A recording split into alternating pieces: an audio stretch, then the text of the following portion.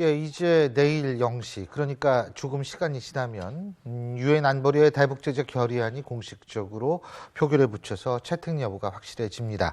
자, 이 북한 관련 소식 그래서 알아볼 텐데요. 고용한 국가안보전략연구원 부원장 스튜디오에 모셨습니다. 어서 오십시오. 안녕하십니까. 예, 지금 채택은 되겠죠?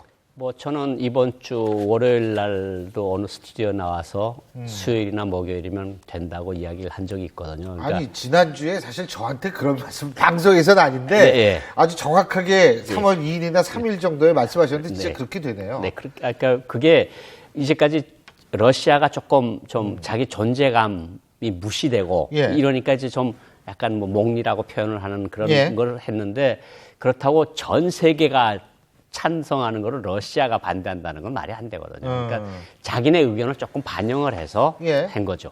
근데 의견을 조금 반영하셨다고 말씀하셨는데 사실은 이게 좀 중요한 부분인 것 같아요. 예를 들면은 북한 민간 항공기의 해외 급유는 허용한다.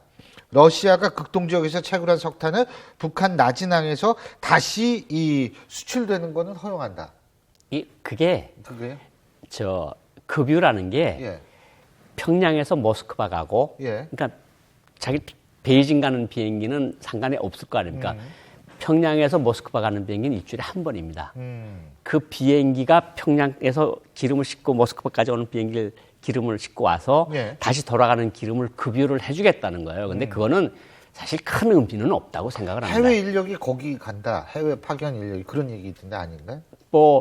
지금 거의 다 중국 쪽으로 해서 빠지는 경우가 많고. 모스크바는 유럽 쪽이니까. 그러니까 유럽 쪽이고 많이 비행기 값도 비싸니까 모스크바 쪽으로 가는 건 얼마 안 되고요. 그리고 이제 하바롭스크로 가는 것 좀 비행기가 있는데 예. 하바롭스크에 가는 비행기보다는 근로자들은 주로 기차를 많이 이용을 하거든요. 그리고 기름 몇 톤 가지고 큰 문제가 될 게 없고 러시아가 1년에 북한하고 수출입하는 액수가 1억 달러입니다. 중국은 70여억 달러거든요. 수출입 예. 총액이. 중국의 70분의 1입니다. 무역 양이. 그러니까 러시아가 할 수 있는 거는 크게 없다. 중국에 비해서는 러시아의 역할은 대중 영향력이나 대북 영향력이나 물자에 의한 규제 이런 것은 크게 적다. 다만 중국이 원유 공급을 줄이고 휘발유 공급이랑 항공유 공급이랑 줄이게끔 돼 있으니까 그거를 이제 러시아 쪽에서 받아들일 수가 있는데 문제는 뭐냐면 해운 제재가 문제입니다. 그러니까 북한 배가 러시아에 들어갈 수가 없게 돼 있고요. 만약 러시아 배나 그 어떤 북한이 삼국 배를 많이 쓰거든요. 파나마 선적, 네, 그리스 선적에 그런 배가 북한에 한번 들어갔다 나오면 일본이나 미국이나 한국이나 이런 데 들어올 수가 없습니다. 그러니까 그 어떤 선사들이 돈벌이를 하려면 예. 여러 나라에 들려있죠. 그렇죠. 여기도 좀 내리고 북한에 저기 가서도 3천 톤의 좀 내리고. 휘발유를 실어주고 말 거냐 아니면 다른 나라 물동량 50만 톤을 연중 실어주는 게 낫겠냐 그러면 해운사들도 계산할 거 아니겠습니까? 그러니까 그런 측면에서는 그게 큰 의미가 없다고 봅니다. 사실 옛날에요. 택시 잡기 어려울 때 이 따블 따따블 해가지고 택시 잡고 예, 그랬었거든요. 예, 저도 기억이 납니다. 아, 그죠? 예. 그런데 결국은 북한이 그렇게 돈 많이 주면은 해주겠지만 네. 북한이 그럴 돈이 없으니까. 그렇죠. 그죠? 예. 아, 북한이 지금 예. 그 광물, 금 수출까지 다 그러니까 막은 거니까. 예. 금 수출, 석탄 수출, 아연 수출, 동 수출 다 막은 건데 예. 그만하면 그 중국에 나가는 한 30억 달러 좀 되는 돈이 굉장히 볼륨이 줄어들면 중국에서 사들여갈 수 있는 양도 굉장히 줄어든다는 소리죠. 그리고 결국은 그 무역에서 제일 많이 혜택을 보는 게 당하고 군하고 군수공업이거든요. 인민경제는 북한에서 수출을 해서 인민경제, 일반 경제가 예. 내각이 덕을 본 건 거의 없습니다. 아. 그러니까 오히려 내각 쪽은 괜찮은데 이제 군과 당 쪽에서 타격을 받고 국방 건설도 타격을 받고 문제가 뭐냐면 그것으로 먹고 살던 당과 군이 간부들 속에서 암투나 권력 타움이 일어나겠죠. 이걸 우리가 해야 된다. 이걸 우리가 해야 된다. 그러면서 자기네끼리 싸울 근거는 많아지는 거죠. 아, 그러니까 나름대로 이제 실효성은 있다고 판단하시는 거죠. 충분히 실효성이 있고 충분히 아픈 맵니다. 근데 김정은이가 미사일 생산기지 태성기계 공장이라는 데를 갔다 그러는데 네. 이거는 의미가 있는 거 아니에요?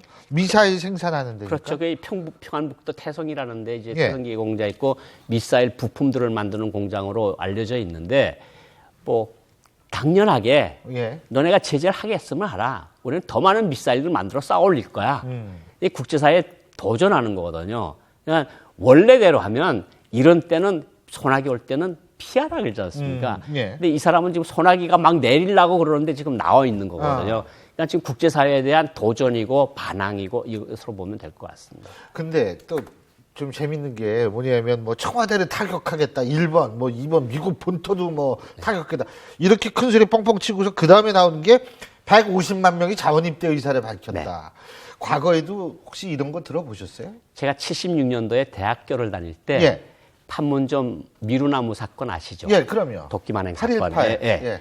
8.18 사건 때 제가 대학을 다녔는데 당중앙위원회 간부가 대학에 우리 평양외고대학교가 1000명입니다. 나와서 자 정세가 이렇게 긴장하다. 미제가 지금 전쟁이 물구름을 몰아오고 있다. 이제부터 조선인민군에 입대할 자원자들을 찾는다. 예. 인민군에 입대할 사람은 10보 앞으로 갓. 다들 조용. 한 2초 동안은 조용한데 그 1000명이 한꺼번에 10보를 간 거예요. 척척척척척. 그게 자원입니까? 혼자 떨어지면 반동인데. 그렇죠. 그러니까 저렇게 150만 명이라고 하는 게 자 위험하다. 수령이 위험하다. 군대 나갈래 안 나갈래? 그럼 안 나가겠다 그러겠습니까? 그게 다 합쳐 150만 명이라는 소리인데 자원 입대라는 말은 아니죠, 저게. 그렇죠. 예. 아니 그래서 참 그거 아니 그걸 누가 믿겠어요. 예. 근데 사실 지금 김영철이가 지금 노동당 대남 담당 비서 비서죠. 겸 통일전선 부장 아닙니까? 네. 근데 뭐 끄떡없다 제재해도 우리는 미사일 뭐 계속 쏘겠단 말이에요. 이거는 그러니까 사실 우리나라 정치인들이요. 제가 솔직한 얘기로 이렇게 딱 보면 이 사람이 지금 힘들구나 안 힘들구나를 알 수 있는 게 뭐냐면 굉장히 일단은 공격적이 됩니다 사람이. 예?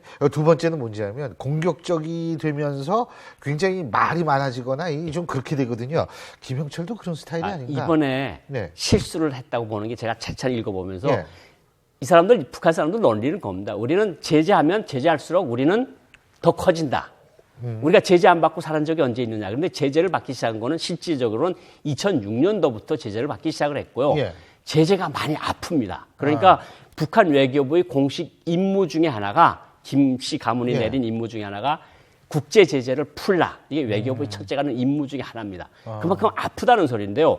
그 소리는 그냥 넘어가고 남조선에서 나를 입어둔 만행과 뭐 이런 음모의 두목이라 그러는데 나 그럴 능력도 없고 그만한 사람도 없다고 슬쩍 피했거든요. 이게 말을 많이 하다가 실수를 한 거라고 내가 생각하는 게 나는 시키는 대로 했을 뿐이야. 꼭대기 높은 사람 있잖아. 그 사람이 다 시키라고 해서 한 거 아니야. 그러니까 말을 많이 하다 실수를 한 것으로 생각이 되거든요. 예. 저 사람이 저기 무사할지 참 걱정이 되는 거죠, 저는. 걱정이 참 많으시네요. 네, 뭐 네. 그런 것까지 걱정을.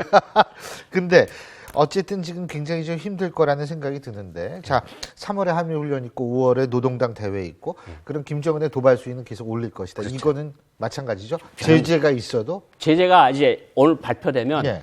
제재에 맞서서 뭐 최고사령부 보도가 나오든가 뭐 최고사령부 명령이 나오든가 준전시 상태를 선포한다든가 이래서 뭔가 NLL에서 뭔가 하고 후방에서 뭔가 일을 벌리고 하면서 이제 4월 달까지 끌고 가다가 예. 4월 말쯤 돼서 정세를 완화시키면서 당대회를 열어서 주민들한테 당원들한테 그렇게 얘기하는 거죠. 자 봐라.